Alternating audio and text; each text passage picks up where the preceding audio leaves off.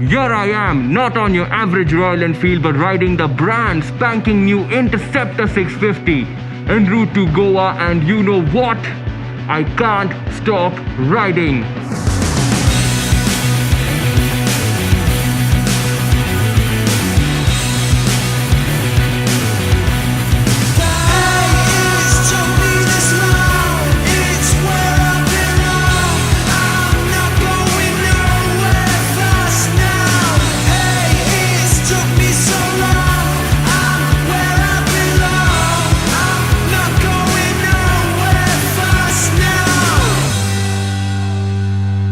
I had to stop, not because the bike is complaining or I am tired. It is because I want to say something. There's a reason you're glued to the screen right now, because this is a Royal Enfield. The first thing that I want to talk about are the vibrations. If you're used to touring on your Royal Enfield, they are your travel companions. And even when you step away from the bike, some of them are still in touch. But not with the Interceptor. I've ridden for about 350 kilometers till now, and neither are my fingers ringing nor are my toes. That's because most of the vibrations are lost as the counterbalanced crankshaft of the new engine does its thing. Well, there's still a bit of buzz going on, but you need that much for a raw mechanical feel.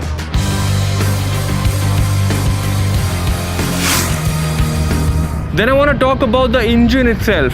There are so many things that you probably know about it, like it displays a 648cc, 80% of the torque is available from as low as 2500 RPM. It has an under-stressed compression ratio, a 270-degree firing order. You can ride it like a Royal Enfield or you can choose not to. At one end of the power band, you can enjoy the lovely, torquey, long-legged gate with the under-stressed engine taking off the revs easily.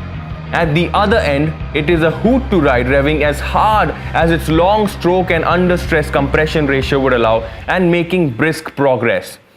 It's not an overwhelming performance, but there's a strong surge of torque as you ring the throttle, certainly stronger than any Royal Enfield ever.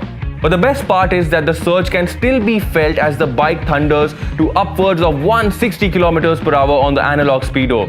And when you're done, it will happily cruise at 120 km per hour all day long. By then, the handlebars might be buzzing a little, or maybe because there's an extra cog left. That's right, there is a sixth gear. We are seeing this for the very first time on a Royal Enfield. A word about the gearbox? It is super smooth.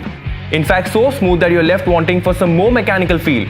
But that's just nitpicking. Now I want to talk about something that is not new to the Royal Enfield experience. This, the commanding riding position. With the Interceptor, however, they have taken things a little further. The seat height is taller than your average Royal Enfield, but that's not so much of a deterrent. What is, however, are the foot pegs poking at your shin when you have your feet on the ground. Let's talk suspension, or how much more comfortable it is than your Royal Enfield. As you can see, it is a pretty conventional setup, 41mm telescopic forks on the front, twin shocks at the rear. But on the road, it is supple and nicely damped.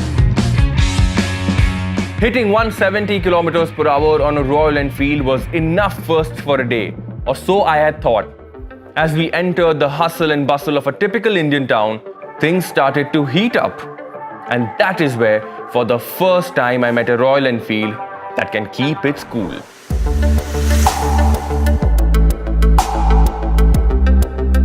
Unlike your Royal Enfield, the Interceptor 650 does not heat up as much in the city. I mean, there is some amount of heat because of this obnoxiously big chrome crankcase, but noticeably lesser than the one that you have. Also, you can't ride one wearing slippers, which is a good thing. I'm also glad to report that it does not feel like a fish out of water, considering the fact that this is the biggest Royal Enfield that we have on sale today.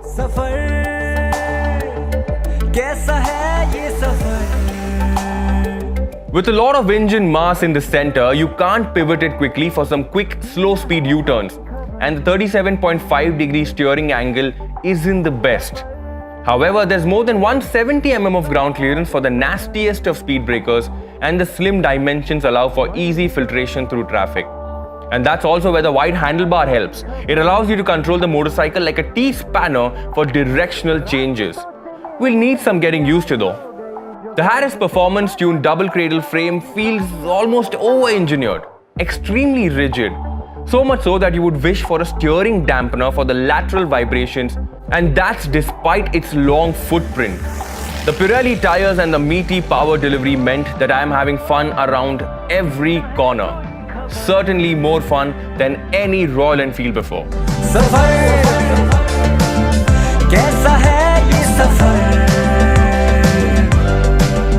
The brakes are superb. Beautiful progression on the front disc makes you a more confident rider. Well, this is not the first time we're seeing an all-new Royal Enfield. You obviously had the Continental GT a few years ago and the Himalayan more recently.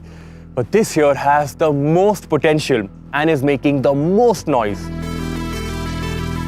Deservedly so, because as of now, I'm convinced that this is the best Royal Enfield on sale today. So the other question is whether this will be accepted by the sentimental Royal Enfield Brotherhood.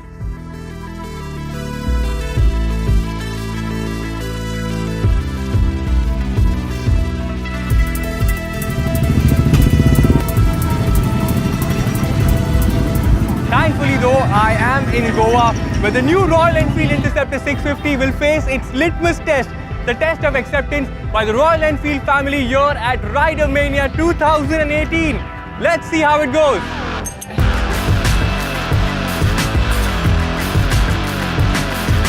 I've got 5 Royal Enfield motorcycles. The newest one is the Himalayan. Before that is the Continental GT, 2 cast iron 350s, and there's a Thunderbird TBTS lying around somewhere. The Interceptor is next, so let's make it 6. It's the most amazing bike that I've seen so far. Like, it's the perfect Enfield that we've been all waiting for, man. I mean, come on, the styling is so simple and it's timeless. Bringing the design back, the old design back to life is a really good concept from Royal Enfield. To have a parallel twin engine motorcycle, a classic one, and twin with a cafe racer and a classic, No comparison whatsoever on the pricing. Are you planning to buy one? Yes, definitely. at that pricing, 3 lakhs on road, boom. This is it, man. This is it. This is a perfect upgrade. Yes, it is better than your Royal Enfield, and it better be, because it is the second most expensive Royal Enfield on sale today. The most expensive obviously is going to be the GT650. Now, the Interceptor 650 has been very well accepted by the Royal Enfield family as well. But that's not the best part. Drop all the luggage that the Royal Enfield tag brings with it, and you've got yourself a bloody good motorcycle. I'm in love with a queen and a jet black hair. She's a knockoff tease, but I just don't care. I'm in love with a queen and I won't stop trying. So I've got 5 Royal Enfield motorcycles. More the merrier. Bike ko ek, bike connect.